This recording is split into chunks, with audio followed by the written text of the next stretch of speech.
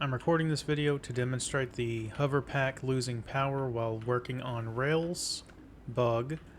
I'm not sure if it qualifies entirely as a bug or just a weird implementation of a Hoverpack detection optimization or something. But if you are using the Hoverpack and you're trying to build out your rail network, it's likely that you will run into a situation where you have no rails here and you need to connect rails to another pillar or something like that. As you can see, I lose power here because I'm not close to rails anymore, so that makes sense. However, as you can see, I'm standing right next to the end of a rail and not able to power the Hoverpack, even though this is a valid connection point, or it's technically a place that would not cause you to lose connection if you were near it. If I run further down the rail, all of a sudden I get the pack back, which seems random until you realize that it's 100% consistent and reproducible and works the same way every time. So if I go out here until I lose power again, obviously I lose power because I'm further away than you should be able to be from a power source and keep power. If I go back, as you can see, even though that is the point that I lost power from, getting close to it doesn't cause the power to come back, even though it logically should, since this is a valid connection point for the Hoverpack to receive power from. And then again, same point along the rail, you get the power back. So the way that this bug manifests in practice whenever you're playing the game, how this is actually going to affect you as a player, when you're building your rails, you're most likely going to be starting from a powered rail if you're building it from your station. And you're going to go to usually as far as you can get out to the rail to push a new rail here. And as soon as you do that, it's a powered rail, so now it updates your power and you can keep going further. But if something were to happen, like hypothetically you delete this rail for some reason, as you can see I lose power despite being close enough to the rail to get it, and you can do this for a variety of reasons, like maybe you want to, you misaligned it and you need to delete it to realign it. You lose power, you fall in the water, and then you try to make a mad dash for the rail to get power again just to get to this point, usually from below because you've fallen off the edge and you can't get power back. But then you may notice as you're trying to do, it's like, oh no, the rails, they're not working, they're not powering the Hoverpack. And then all of a sudden, as if by magic, just to make you look like you're lying, you get your power back. And what's happening is whenever you have a rail like this that's receiving power, the power connection point for the Hoverpack is not actually in the entire rail. It seems to just be on the end of the rail. As you can see, this is the end of the rail.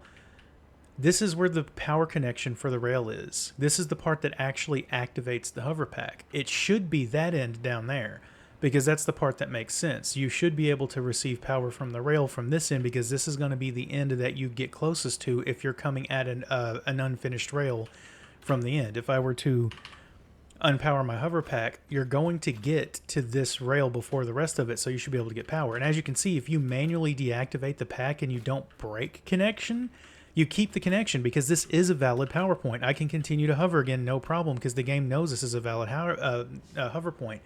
But because when you break your power connection, I believe the game is exiting a loop that determines if you're connected or not. And in order to re-enter the loop, you have to walk within range of a valid connection point.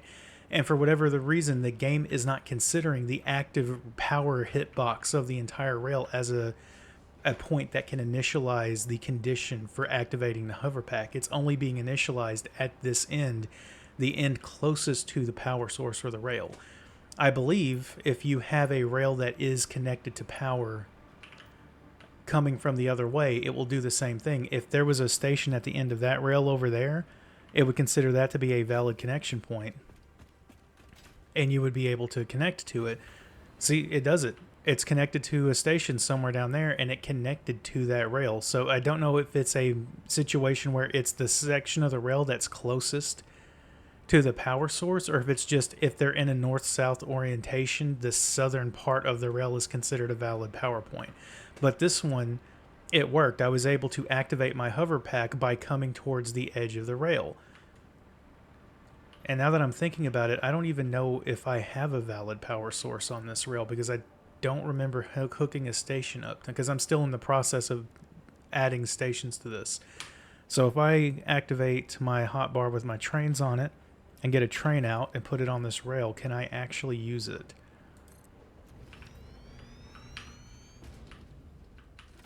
Yes, this is powered. So I must have put a power source on this rail somewhere. I don't know where it would be because this rail... Oh, I believe it's connected. No, I actually don't know where this rail would be connected. I think it may be going to... Yes, it's connected to a station off in the distance over there. This rail is actually powered. But as I was able to clearly demonstrate earlier, when trying to approach a rail from the other side, from the north side, I believe, if I go to this rail now and I decide I want to try to demonstrate the same problem with this rail, I can delete one of these, delete the other one. Now I'm connected to that point over there. If I go over here, I can't connect because that's not a valid connection point. This rail is working pretty much as intended now. Like, this rail actually works for some reason.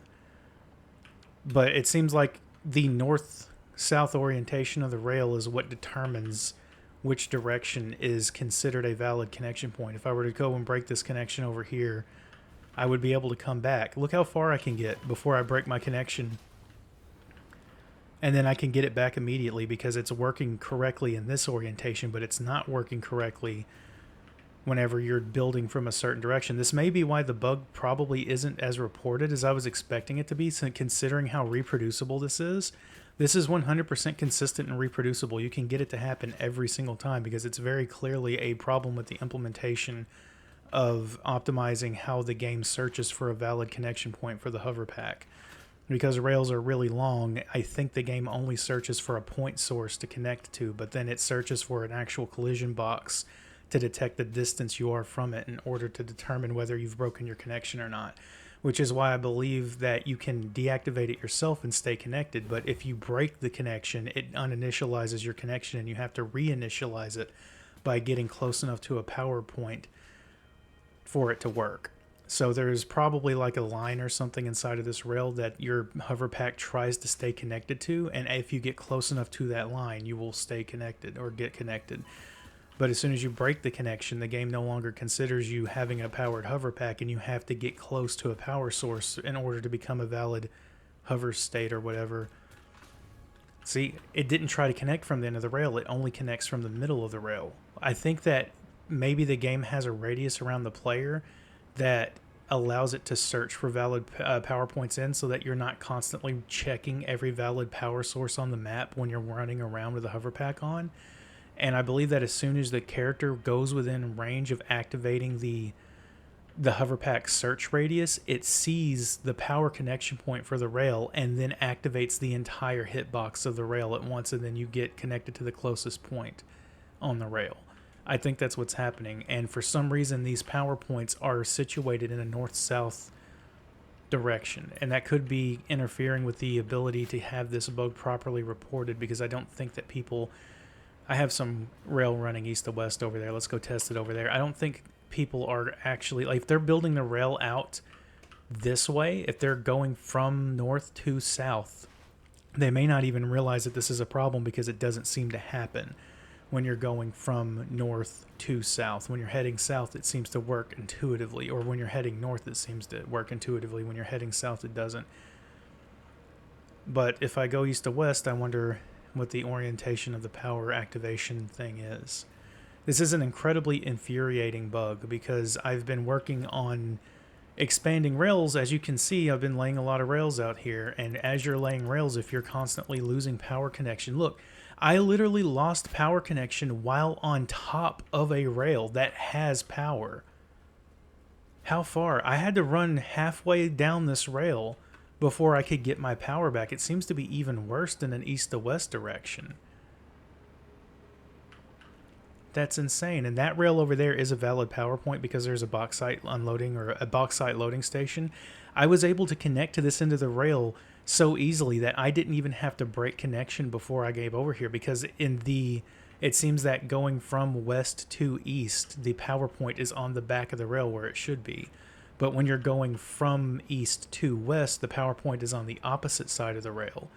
Regardless of where the power point... I can literally lose power and land on the rail and still not have a connection to the rail until I run halfway down, because the power point is at the end of the rail for some reason. it's here. And it seems to not be based on power source like I originally thought. It seems to just be based on which orientation the rail is facing. It's the point that's closest to the... it seems the point that is east